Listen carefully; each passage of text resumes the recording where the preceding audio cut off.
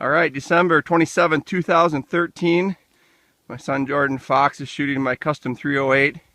My friend Steve Smith came up today and we reloaded for the first time in my case, custom 308 ammo, 40 grains of Varget powder in Lapua brass with a 168 grain AMAX Hornady bullet riding atop. Jordan's shooting about 90 yards away at a 2-pound Tannerite jar. Take her away, buddy.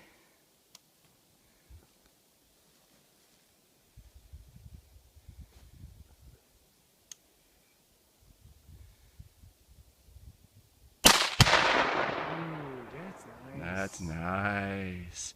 Ooh. Ah. It's almost. Oh. It's almost black powder like.